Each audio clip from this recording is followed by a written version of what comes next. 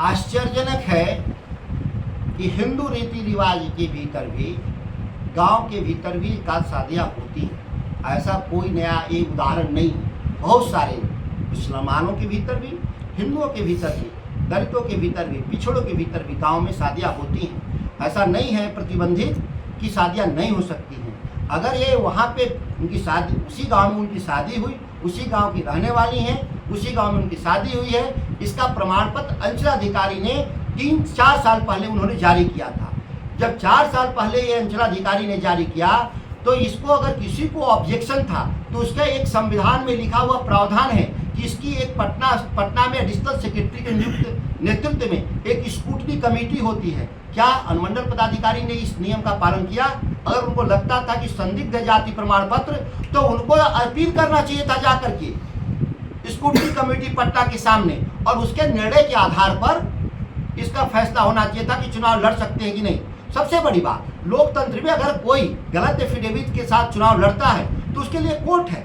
चुनाव जीतने के बाद भी वो चुनाव खारिज किए जाते हैं देश में। मैं सैकड़ों लोग का उदाहरण जानता हूं कि चुनाव जीतने के बाद भी उनके हटा दिए गए। लेकिन आप लोकतंत्र में जनता से ऊपर बनने का कोशिश अनुमंडल पदाधिकारी कर रहे हैं। कम से कम जिस संविधान की शपथ लेके जिस पद पर है, उस संविधान का पालन करने का बात करना चाहिए, न कि आरोप प्रत्यारोप में शामिल होना चाहिए। और ये एक न्यायाधीश का पद है, निर्वाची अधिकारी के तौर पे एक IAS के पद, IAS होना महत्व नहीं रखता, वो एक न्यायाधीश का पद है, और न्यायाधीश साक्ष्य के आधार पर फैसला करता है। आप कौन होते हैं ये देखने वाला कि जाति प्रमाण पत्र सही या गलत? उसका जुडिक्शन पटना एडिशनल सेक्रेटरी के नेतृत्व में 3 सदस्यीय स्क्रूटनी कमेटी, ये कानून में है। तो क्या कानून का पालन किया अनुमंडल पदाधिकारी ने? ये सवाल उनसे होना चाहिए कि आप किस कानून की बात कर रहे हैं? आपने तो खुद ही कानून का पालन नहीं किया है। के पास अनुसूचित जनजाति का सर्टिफिकेट नहीं होगा, इसीलिए वो चुनाव लड़ी होगी जनरल सीट। लेकिन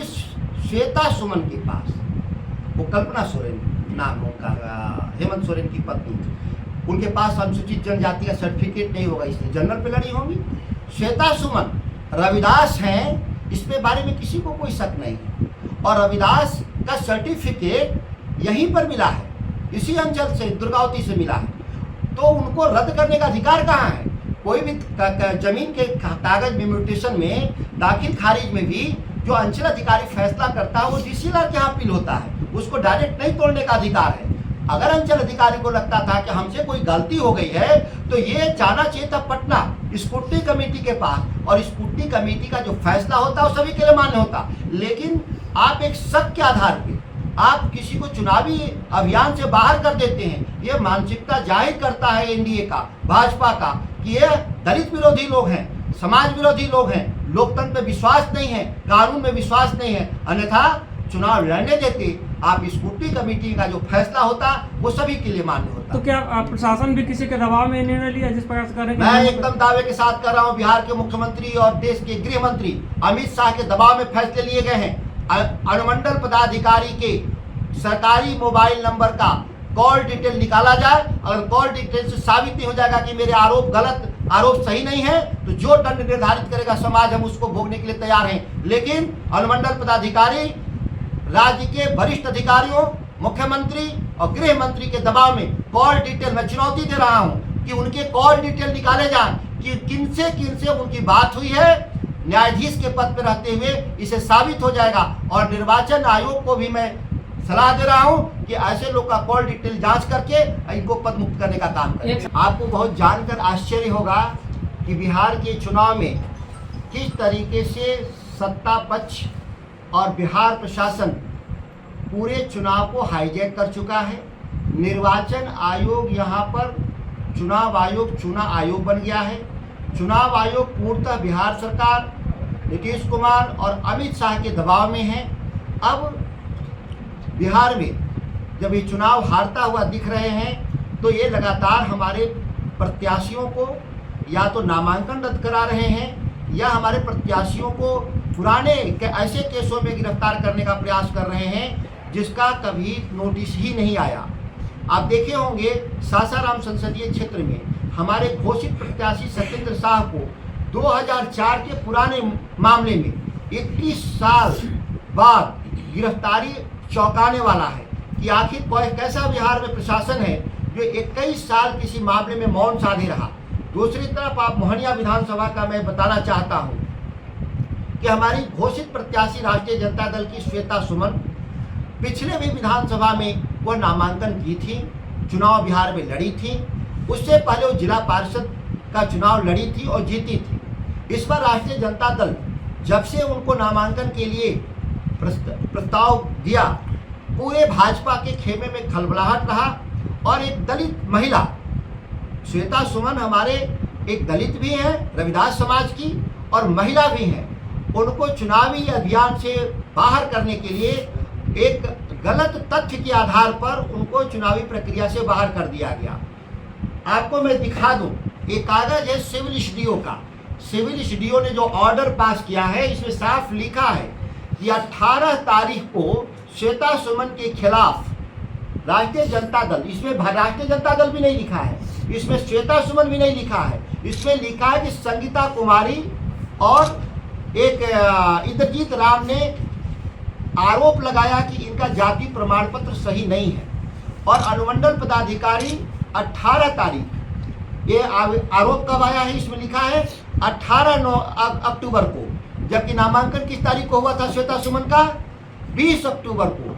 जब 20 अक्टूबर को नामांकन हुआ और 21 तारीख को ऑब्जेक्शन आना चाहिए था, लेकिन वो आया है किस तारीख में? 18 तारीख में ही ऑब्जेक्शन आया है। जाहिर बात है कि जो आदमी, जो महिला श्वेता सुमन चुनावी अभियान में भी शामिल ही नहीं हुई थी, नामांकन ही नहीं हुआ था, उसके खिलाफ पहले ही से आरोप पत्र एक रख लिया गया था अनुमंडल पदाधिकारी के द्वारा। और उसके आधार पर इन्होंने एक रिपोर्ट तैयार करते हैं अंचलाधिकारी से कि इनका जो जाति प्रमाण पत्र निर्गत हुआ है वो सही है कि नहीं है।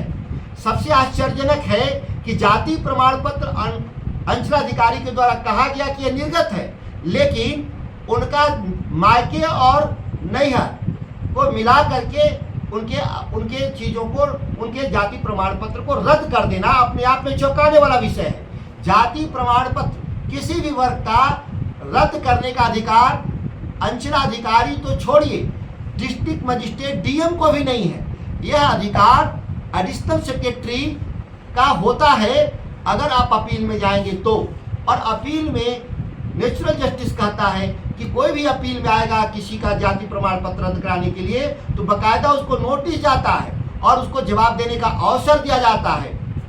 और एक सुनवाई के बाद एक लंबी प्रक्रिया में किसी जाति का प्रमाण पत्र रद्द कर दिया जाता। लेकिन आश्चर्यजनक रूप से केवल 12 घंटे के भीतर बिना नोटिस दिए, बिना सुनवाई किए, रातों रात उनका जाति प्रमाण पत्र अंचल अधिकारी के द्वारा रद्द कर दिया गया। और अनुमंडल पदाधिकारी के द्वारा सत्यापित करके रिटर्निंग अफसर जो न्याय के पद पे बैठा होता है, जिसकी जिम्मेदारी होता है भारत के संविधान को बचाने की, भारत के संविधान के चुनाव आयोग के कानून का धज्जी उड़ाते हुए श्वेता सुमन को चुनावी अभियान से बाहर कर दिया गया मोहनिया सुरक्षित क्षेत्र से। इससे ज्यादा गुनाह का काम हो ही नहीं सकता। और हम लोग इसके लिए पार्टी श्वेता सुमन के साथ खड़ी है, न्याय के लिए कोर्ट में भी जाएगी। ठीक है कि इसमें कानून है कि चुनाव अभियान के दौरान कोई भी कोर्ट का फैसला आने में वक्त लगेगा। पार्टी ने इसीलिए तय किया है कि उसके जगह पे निर्दलीय हमारे प्रत्याशी रवि पासवान, पूर्व सांसद, पूर्व मंत्री छेदी पासवान के जो पुत्र हैं, राष्ट्रीय जनता दल उनको समर्थन करता है। और मुंहतोड़ जवाब मोहनिया विधानसभा में भारतीय जनता पार्टी के मंसूबे को फेल करते हुए मुंहतोड़ जवाब हम लोग देंगे और निश्चित तौर पे भारी बहुमत से चुनाव जीतकर भाजपा को हराने का काम हम लोग करेंगे। और ये मैं आपको इस तथ्य के साथ इसलिए मैंने बुलाया था मीडिया को कि आप देख लें कि इसमें कोई भी कानून का पालन नहीं हुआ है, कोई भी कानून का पालन नहीं हुआ है। जो नेचुरल जस्टिस है उसका पालन नहीं है।